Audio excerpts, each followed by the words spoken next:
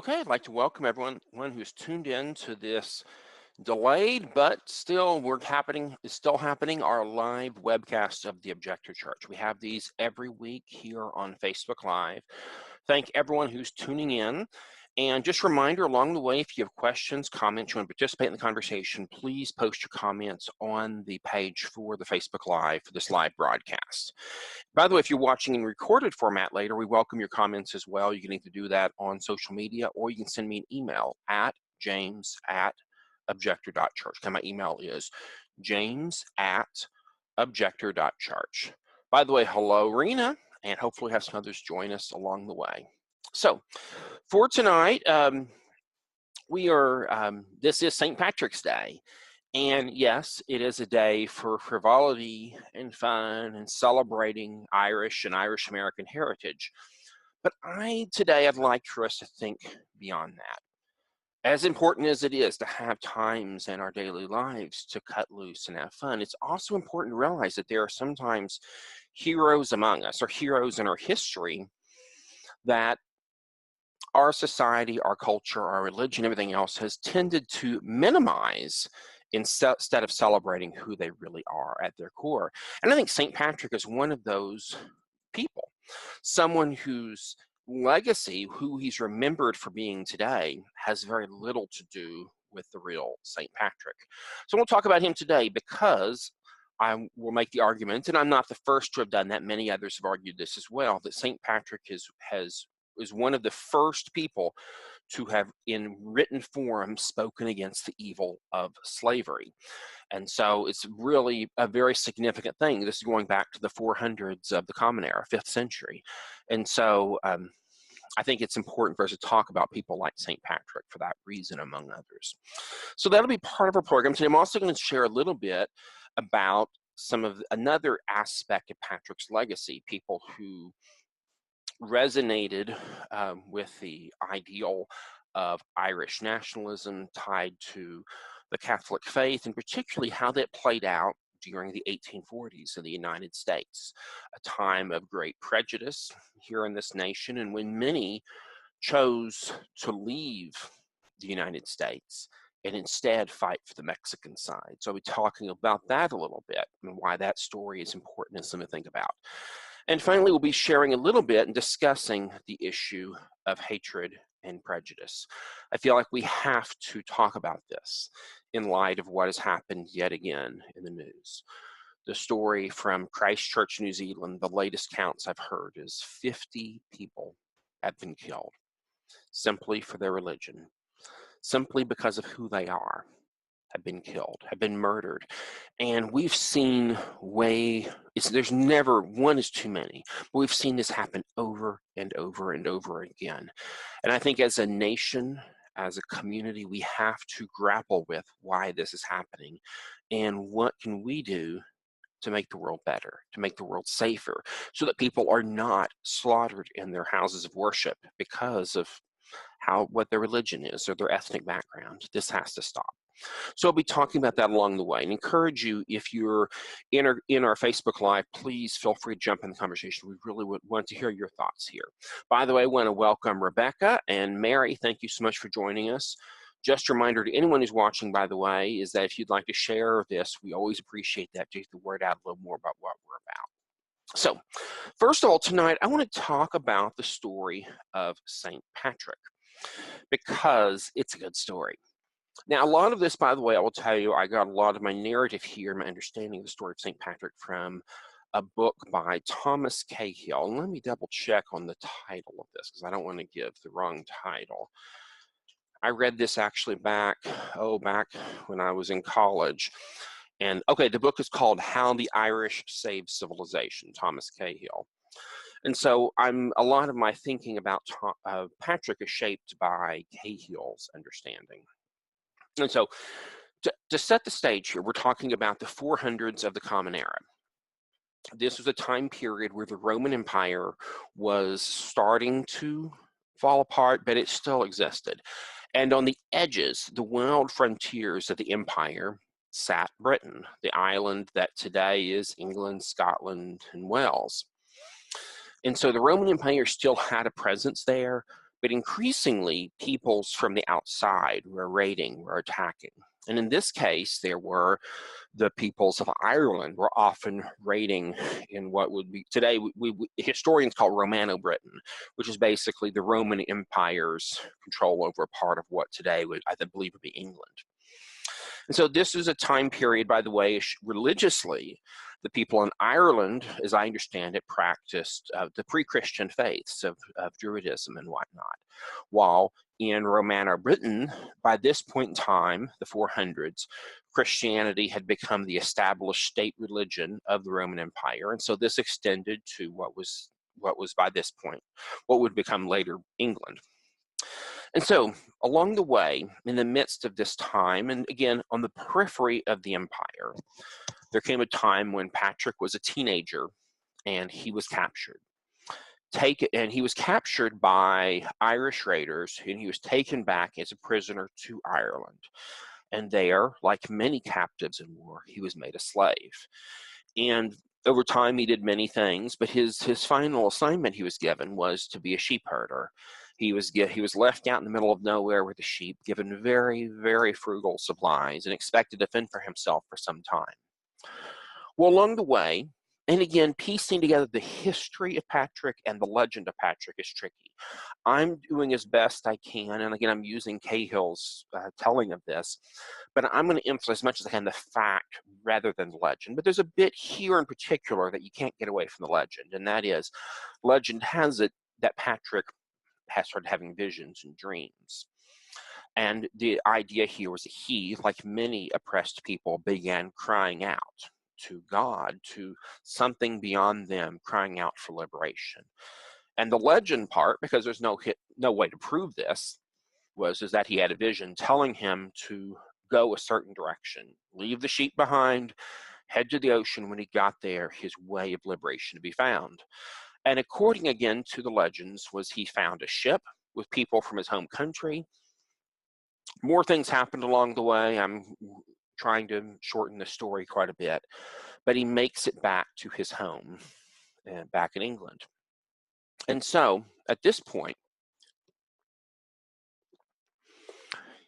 he's back in his normal life by this point. By the way, I should say he's probably his early to mid-20s by this point. But he started having more dreams, more visions, calling for him to go back to Ireland now. And bear in mind, Patrick had this experience of having left slavery through fairly miraculous means, of having this vision telling him to go a certain direction, there will be your liberation. And so he was not one to question this, because it led to good things before in his eyes. And so he in time went back, and he first got training as a minister, as a priest, and then he went back to Ireland. And now when you get to Ireland, there's a lot of mythology to sort through. For instance, did he really throw all the snakes out of Ireland? Well, I don't think so.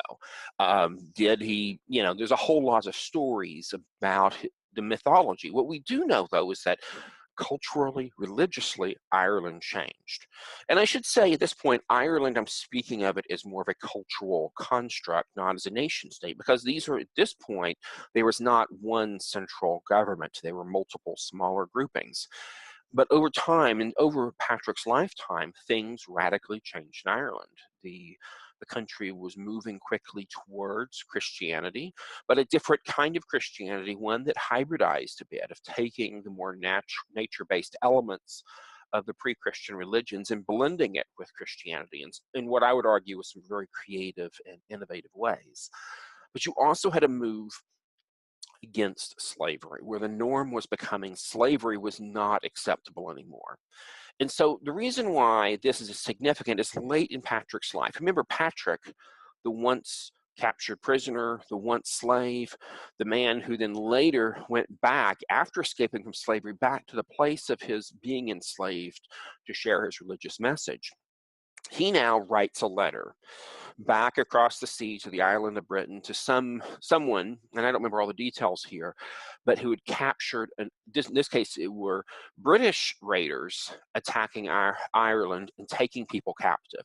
And Patrick speaks in blistering hatred and anger against those who took slaves, and was speaking very clearly that these are children of God. You can't do this. This is wrong.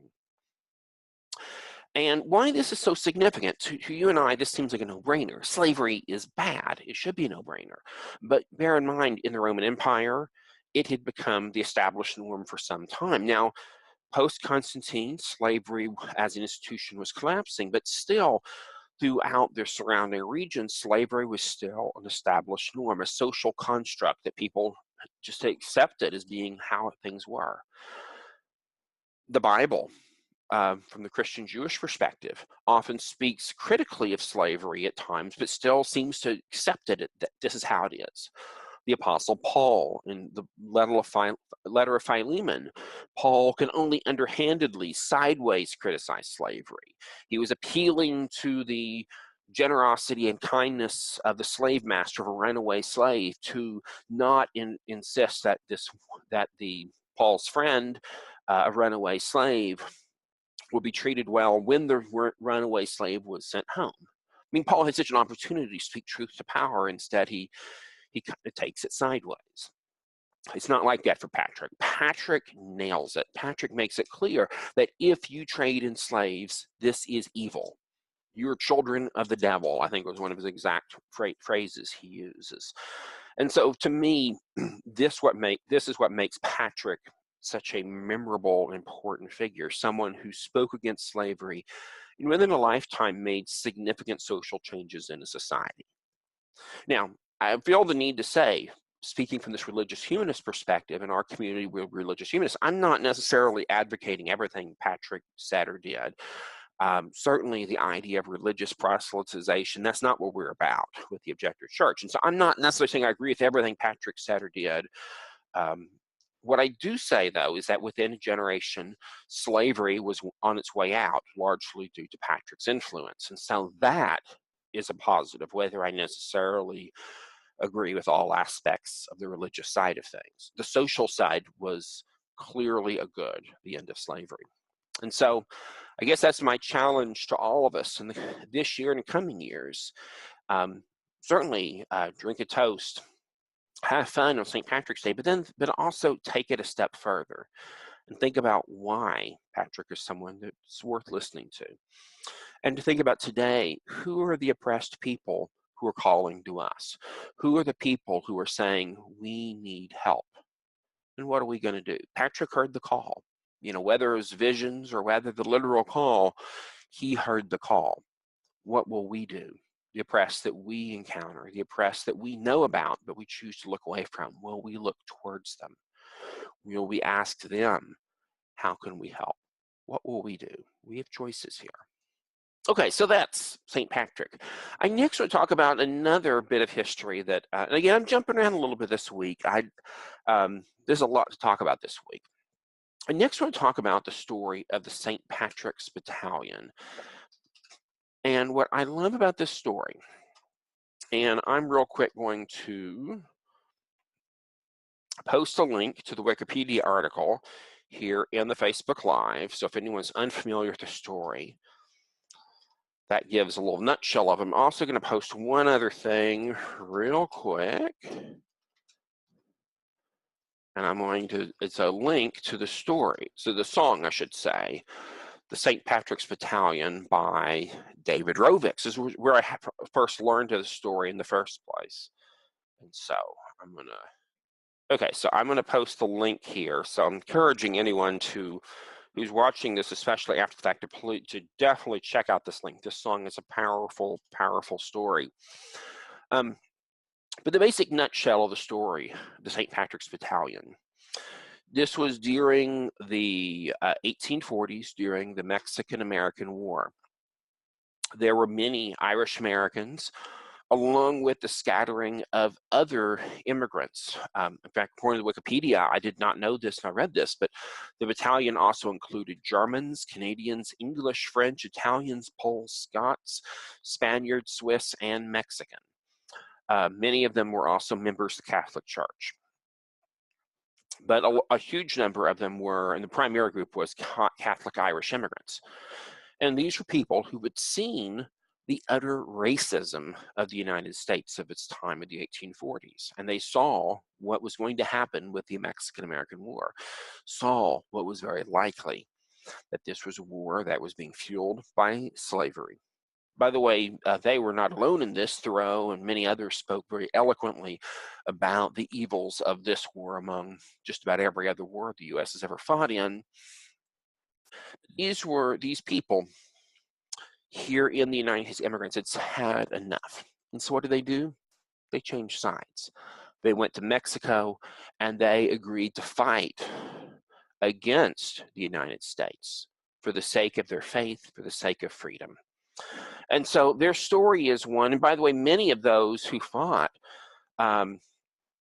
were not only U.S. citizens, at least some of them, but many of them were actually members of the U.S. military. In fact, according to Wikipedia, it says members of the battalion are known to have deserted from U.S. Army regiments, including the 1st Artillery, 2nd Artillery, 3rd Artillery, 4th Artillery, 2nd Dragoons, 2nd Infantry, 3rd Infantry, 4th Infantry, 5th Infantry, 6th Infantry, 7th Infantry, and the 8th Infantry.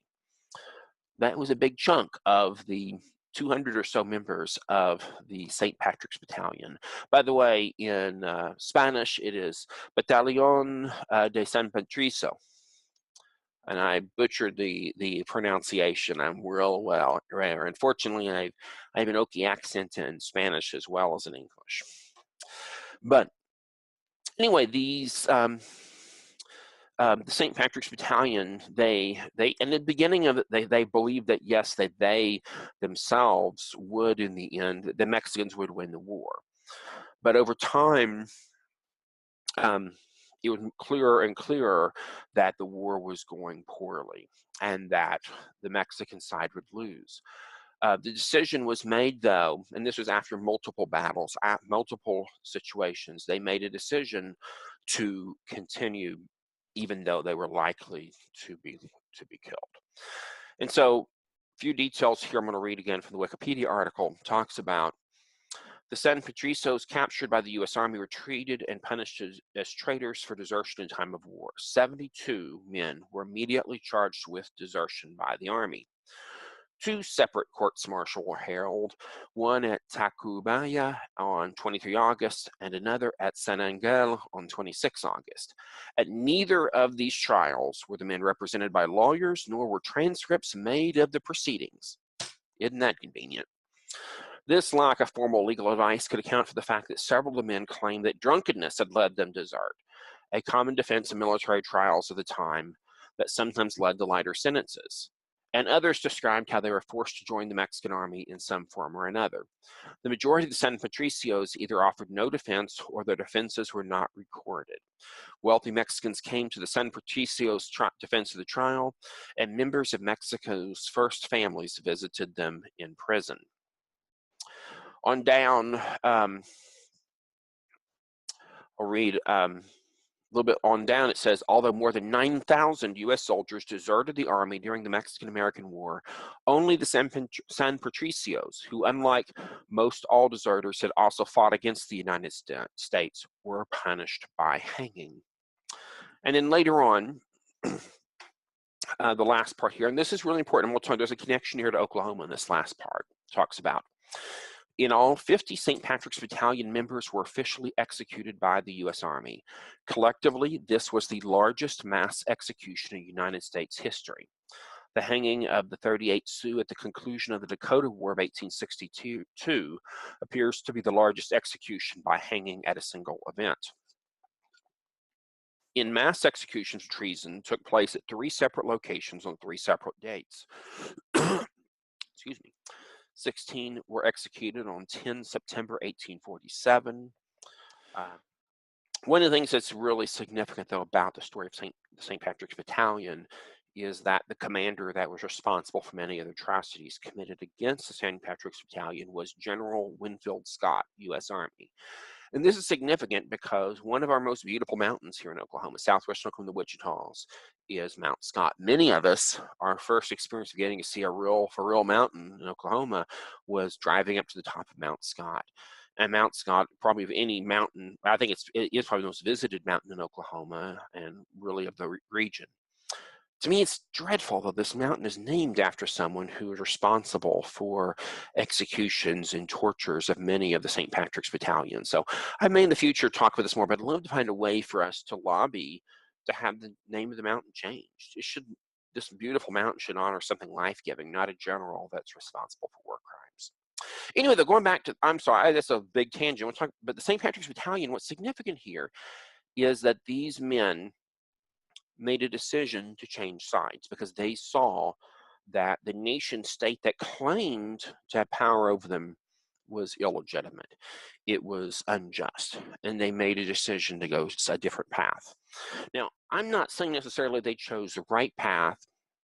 What I am saying, though, that it's admirable that they could see and look clearly and say the government that is claiming to exert power is oppressing them, and this government seeks to oppress others in another place. And in light of this, what side am I on? So that's the second part of this, talking about St. Patrick and St. Patrick's legacy. Now I'm going to jump over real quick. We're to the stopping point here, so we're going to jump over to our Facebook Live. We're going to have a few more people have joined us. Steve, thank you so much for joining us. If anyone has questions or comments, please feel free to post them. Well, real quick, we are at a turning, kind of our halfway point here in our time together for our meetup. And so normally early on in our meetup, we have one little bit of ritual. And we're a religious humanist community. We try to find rituals that are meaningful to people across a broad range of religious and philosophical perspectives. So one of the things we do is we light candles, which is in many ways is about as close as possible to a universal symbol of hope in the midst of darkness. And then also I try to read something short of the nature of a blessing, but trying to put it in more of a humanistic kind of framework rather than something that's tied exclusively to one tradition or another. So let me pull up the reading I'm going to do for that real quick. I had it on here, and let me pull it up again. Take me one moment.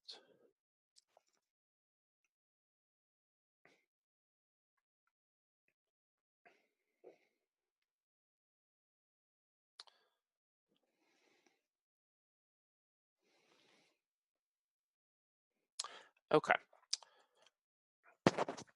And so as we light these candles, and there's 3 candles here if you can see them. And I've said in past weeks that 3 candles represents the past, all those who have gone before us, who have made us who we are. The future, the hopes that we're yearning for, how we hope things will be someday with hard work and solidarity. And finally, the last one, the one in the center, most important one really is the present, because that's what we have actually some control over, is the present moment. And so now in lighting these, I want to say this quick blessing. Blessed is all that has come together to make us varied and many, needing one another. Blessed are our traditions, varied and many, requiring each other. Blessed is our time together. May it provide nourishment for us and for our world. So may it be.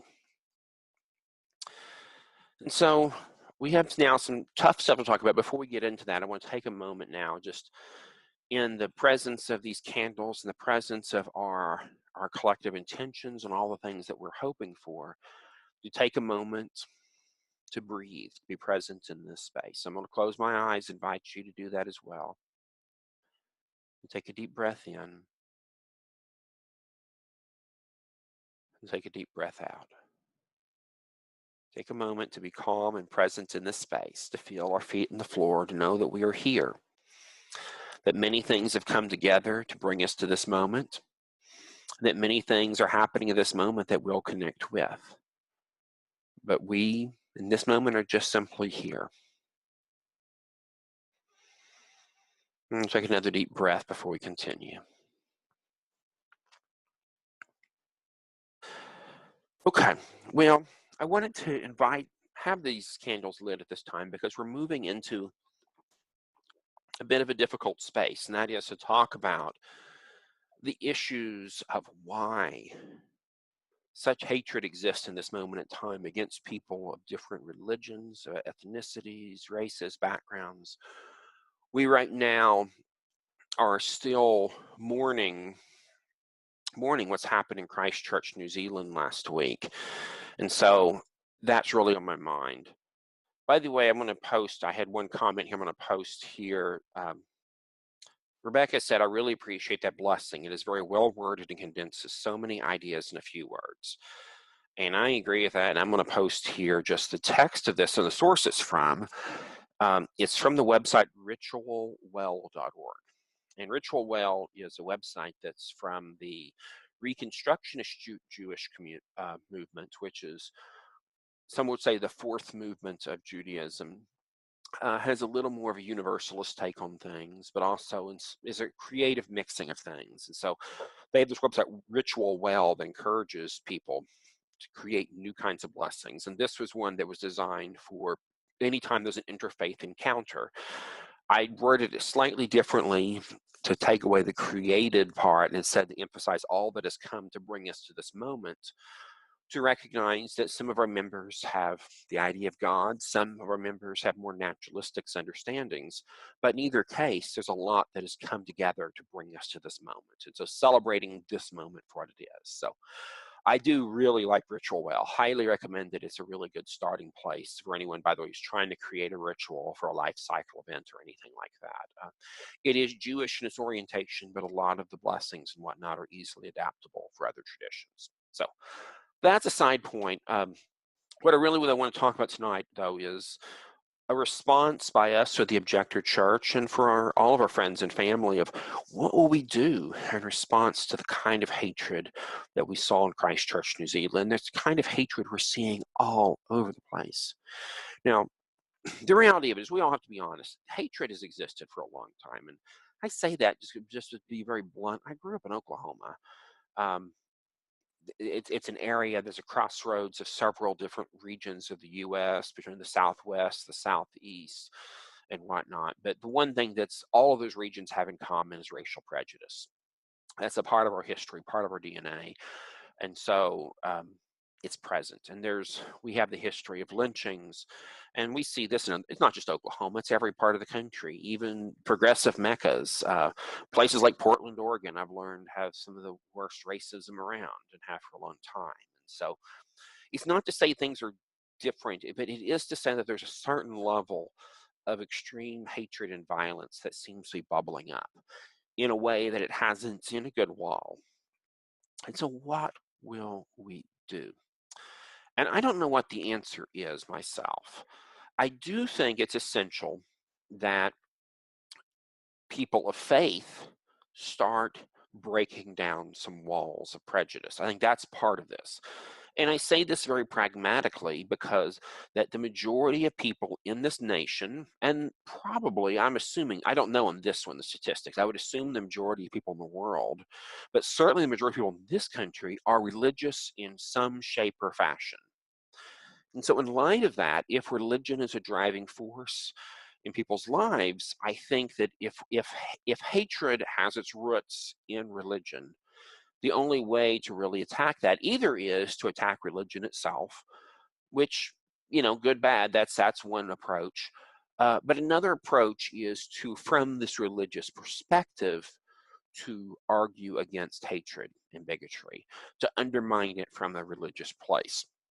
And so from my perspective as a minister in the Objector Church, part of what I see my mission as being is trying to find ways to bring religious people of different persuasions together, to find ways to bring religious and non-religious people together to discover a great truth, that we all are alike more than we think we are. Differences that divide us are mostly imaginary. The reality of it is humans are humans, and humans, we have lots in common with other fellow humans. In preparing for tonight, I was thinking about what I could talk about that might give an example of this kind of bringing down walls and what it might look like. And I realized I had one example, and it is not in any way dramatic or glamorous. It's actually, it is what it is. When I was in law school, and law school was a trippy experience. I was there from 2002 to 2005. Took me about 3.5 years, a little bit longer than average to graduate.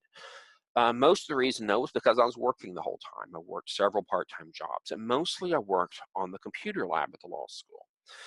And this was very unusual, particularly for a daytime student at the school I went to. In fact, as far as I know, I was the only law student, I think, who worked on campus, certainly the only one who worked at the computer lab. Now, I was not the only person who worked there, obviously. Most of my coworkers were international students from India, Pakistan, were the two main ones. There are other places, but mostly India and Pakistan, who were a part of the main campus. Most of them, by the way, were graduate students. They already had a bachelor's degree from back home. They came to the US to earn an MBA or some other graduate degrees. Now, what was astonishing to me on the job, and I loved it. I've always been a tiny bit of a nerd, not necessarily skilled at it, but I was more so than most law students. So I was a good fit for the job. My coworkers, though, they knew so much more than I did. Many of them were much more experienced in the tech support world and whatnot. And they were awesome. My coworkers were really awesome, neat people. They were hardworking. They were great people to work alongside. But what I saw over and over again was my fellow law students, when they come in the computer lab and have some problem, instead of treating the computer lab worker with respect and support, respect, solidarity, kindness, just asking for, because they were there to help the computer lab workers. But instead of treating them with kindness, I saw law students treat them crummy over and over again. And I also saw how those law students treated me differently, because I knew I was a law student. I was not an international student. And so they treated me differently. Now, what's interesting is one notable exception. I can remember one law student. I wish I could, I can't remember her name. What I loved about her was she was mean to me too. Because I recall right, because I couldn't help get her Word document to format right. She asked me if I was stupid or something, I think was her wording. Now, to me, that was a positive thing, because at least she hated everybody. The other students I encountered who treated me kindly but treated my coworkers criminally, the only thing I could come away from was prejudice. And yet I knew my coworkers. And I came into the job with my fair share of prejudices. I certainly didn't think I had them, but I had them. But over time, I came to see that my coworkers, who were mostly Muslim or Hindu, mostly Muslim, I think at that point, they were just like me. Really. I mean, yes, we had different religions, we had different cultures, but at the end of the day, when they invited me to a birthday party and I was the one non-Asian person there, they were friends. They were nice. I mean, we got along fine. What I came to encounter and see was that these folks were so tolerant and kind of me in my background, even though other people who looked just like me, who had the same background as I did, they saw those people, my other law students, treat them criminally. And yet they could see past that and say, not all mostly white people are jerks, just some of them are. Now, this isn't a great story. This was my few years experience working with mostly international students. But what I saw was that, yes, racism is very real in ways I did not understand before. And that secondly, the best way to deal with prejudice, to get away from prejudice, is to just be forced to spend some time with people different than yourselves, to get to learn to like them, just see, again, this can all be changed. Now, all of this, I guess what I'm trying to say here is that I wish that as a society, we could find more ways to bring down walls, to bring down separation. And as a community, the challenge I have for anyone watching tonight, our friends, and of course our members of the Objector Church, is to say, what can you do in the coming week, in the coming month, to connect with someone different from you, someone of a different religion, different ethnicity, different background, to befriend them, to get to know them, to be ready to listen. That's a biggie. Because the key is that particularly if in a situation with someone who's in a different situation than us, most more things to do is listen. And then to use those experiences to transform us and to share with others, our friends and family, people who may also have the prejudiced views that we once had. We can speak from experience if we've had the experiences. And so that's my challenge. One of the best things I would say along these lines is if you have not visited a religious service that's very different than your own background, I would highly recommend considering doing so. Um, consider contacting your local mosque and ask if you can come visit. Visiting a Jewish synagogue, visiting a Buddhist meditation center or temple. Many different backgrounds are open to visitors. Just give them a call, explain that you'd like to learn, and can I come and visit? The odds are that you'll be opened with a graciousness and hospitality, and it's just a great thing. And again, more than anything, it's just so we can have more practical experience, more face-to-face experience of people different than ourselves, and letting those experiences transform us and help us to reach out to others. So anyway, that's my thoughts for today. I hope that maybe some of you will have some thoughts on what do you do to work against hatred and prejudice and bigotry. So I'm checking now our Facebook Live, see if we have any comments there. While I'm doing that, I do want to mention that for the Objector Church, if you want to support us in a more meaningful way, we encourage you to visit our website at objector.church, and there's information on membership. In particular, for folks who watch regularly online, I encourage you to think about joining as an associate member. The dues are very reasonable, low cost. It's a great way to support what we're doing. So that's one thing. Other thing I want to say is just a shout out to everyone here in Oklahoma who's watching, who was part of last night's big fundraiser for our friend Bob Waldrop. Bob Waldrop is the founder of the Catholic Worker House, the Oscar Romero Catholic Worker House here in Oklahoma City, the Dorothy Day Center. He started the Oklahoma Food Co-ops, has done just 1,000,001 awesome things and has touched many of our lives. He's been in the midst of a struggle with cancer of late. And so we did a fundraiser for the Objector Church. We did it in cooperation with Nappy Roots Bookstore back in November, but it was a pretty small event, so we wanted to do something bigger. So this time we partnered with a lot of folks. The biggie was the folks from Epiphany Catholic Church and from St. Charles Borromeo Catholic Church. But a bunch of other folks came together to put together a really amazing event. We had some awesome musicians, Matt Denman and Jonathan Marshall, play for us. It was an awesome, awesome time last night. In fact, I'll say I'm still recovering from it. It was a lot of, I don't know, it felt like a real kind of high, I don't know, just it was a really powerful time. But anyway, we had a great time at this event.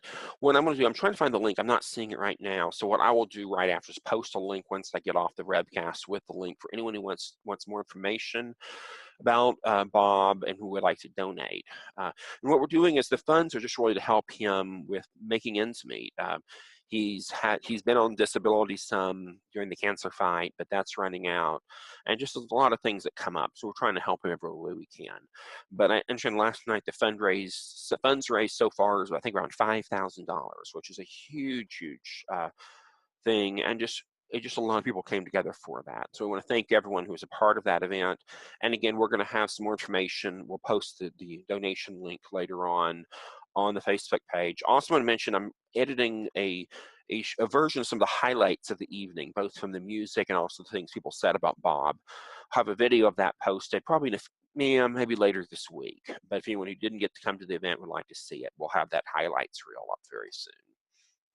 So anyway, I'm going to check back on our comments. Got another comment here. This is from Rebecca. She says, taken to various different houses of worship, mosques, temples, and churches, and got to learn from each other and experience hospitality. Yeah, I'm sorry, I missed the first part of her comment. She said, I've attended several interfaith activities in my city where participants were taken to various different houses of worship, mosques, temples, and churches, and got to learn from each other and experience hospitality. Yeah, I was on the same tours with her. By the way, that's my wife, if you didn't know. But yeah, the Interfaith Alliance in Oklahoma City, they do a couple of these bus tours, one that's for adults and one that's for youth, and they visit several different communities. I know when we went on the one, we visited a Orthodox Christian church, we visited a conservative Jewish synagogue, and we visited the mosque here in Oklahoma City. And we really all three places were fascinating, and it was interesting seeing the cultural, artistic, aesthetic differences in each place, the different kinds of communities, and yet again seeing the points of commonality, which is really cool. So, um, again, in your city where you're at, you may have similar opportunities. You might just search for your city's name in Interfaith Alliance. Quite often there'll be, again, tours you can go on. And the nice thing with the tours is you have the minister or the officiant at different communities can be there to answer questions, to explain what's happening. But even if you don't, again, I really recommend visiting different communities. And even if you do it on your own, one thing I'd say is calling ahead seems to be helpful. Just to, you know, there might be a service that's more user friendly to a guest, and so some communities, or they may have materials they want to give you ahead of time, just so you'll know what to expect, how to dress, things like that. Um, but I also wonder, again, in other contexts, one of the things I would love to see is more ways for non-religious and religious folks to get to know each other better. And I'm not sure exactly what this looks like. Most non-religious folks I know have spent a lot of time engaging with religious folks, just by nature of necessity of living in this country. I think religious folks haven't done a very good job of often connecting with non-religious folks and getting to know them. And so I don't know what that looks like. I'm just going to throw that out there as something to think about. Okay, Serena posts, she thinks that there should be a diversity tour to rural communities. Now, Serena, my question, and I don't know, there's a little bit of a lag between when I talk and it shows up on the screen comments. So, but the question I have is, if you see this, is that would this be a diversity tour bringing people from rural communities to visit visit other kinds of religious communities? Would it be visits to rural areas? It's kind of interesting. I think there's kind of both issues. A lot of rural communities in Oklahoma, there may not be a great deal of diversity within the individual community. But often there is more than one would think. One thing in Oklahoma, at least, in western Oklahoma, say up in the Panhandle, we've had a huge change in demographics of largely Hispanic people moving into these areas through changes of industry and whatnot. And so that's brought tensions and misunderstandings among people. And these are different branches of Christianity. We're not even talking about entirely different religions. But yeah, it'd be interesting to see what that might look like. I wonder too if it might be helpful just to have a tour where that people from very different religious faiths go and visit in schools and other contexts, but in rural areas. So I don't know. It's an interesting idea. We'll think about that some more.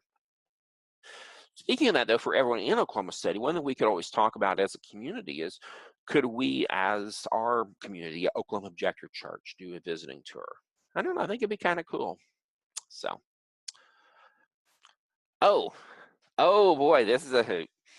Serena says, take an atheist, a Muslim, and a nudist. Wow, that would be I think the atheist and Muslim, I think that could be really, the nudist, boy, that would be out there. Maybe you meant to say Buddhist. If nudist, I mean, that's gutsy, but I don't know how well that would be perceived in rural Oklahoma. But you never know. Oh, she did mean Buddhist. I thought so. The more I thought about that. Oh, that's funny. But yeah, I mean, that would be so cool. I will say one place that's often a great place for organizing in rural areas are public libraries. In many communities, churches often are the major social institutions besides the schools. There's often not as many spaces for public dialogue, but libraries where they exist are a really big thing. And so that might be a way of doing some outreach in rural areas, but specifically from this interfaith kind of dynamic. So anyway, I'd love to hear more thoughts from you on what this might look like over time. So, well, I think we are about done for this week. Oh, another comment. Rebecca says, I think atheists so often get left out of interfaith dialogue. Absolutely. I think one of the challenge, and I'll throw out this on that subject of interfaith dialogue, I think that for many religious people, they just can, it's hard for them to compute the idea of what ethics and morality look like when you're not religious. Um, and so I think that's that's one of the big problems. And I wish that there are ways to bring together people to talk about the big stuff, but to do so from different perspectives. I don't know if anyone else remember this, but NPR for a while, they did it way back in the 40s or 50s, and they've revived it more recently. I think it's called This I Believe, and invited ordinary people to compose a short essay of their of what they saw as their central beliefs, and then they read it out over the radio. I wonder what that would look like. I also think, though, for many people too, what they individually believe or think about things is very different than their religious labels. And so that'd be another thing. I think it's often, if people get to know each other, they discover their atheist neighbor might have more in common with them than, say, their fellow co-religionist in the same church, even, because the big values, what we actually believe, not what we say we believe, often are two different things. So, well, I think we are done for. Okay, here's more. Thank you. As you can see, there's a little bit of a lag, about 20 seconds or so, between when I'm talking when the comments come up. Rebecca said, anyone interested in atheist perspectives on a faith journey should watch Ricky Gervais in Afterlife. So powerful. Yeah, Ricky Gervais, I think, is probably one of the most compelling and engaging atheist I know, who through comedy, through drama, through a lot of different venues, has really done a lot to raise these issues. I don't know. I'm a fan of Ricky Gervais, but I think in some ways, I don't know why, but I find him really compelling in ways that some of the other famous, well, for lack of a better word, atheist evangelists have turned me off. Ricky Gervais doesn't, and I think a lot of it is because he delves into, I don't know, he delves into a different set of issues than I've heard anyone else do, and really raises some pretty disturbing issues about religion and the not so great parts of it. So, okay, this is last call for any comments. I'm gonna give it just a little bit longer in case we get anything else. While I'm thinking about it, I am thinking, I hate to change the time of our webcast again, but I'm debating about maybe making it a little bit later now. Staying with Sunday evenings, going a little bit later. If anyone has any strong opinions on that, please shoot me an email, let me know. But I'm kicking that around. Just like today, it was just such lovely weather, and I had thought I could maybe do it remotely, but anyway, I'm thinking about changing our time. So if anyone has strong opinions on that, let me know. But thinking about maybe starting tonight, we started at 9 Central instead of 7 Central. So I'm thinking about that. So, okay, I don't think we have any more comments, so we're going to let it go for tonight. Thank you so much for tuning in, and tune in next week. And just a reminder again, you can find out more about us at objector.church. See you next week.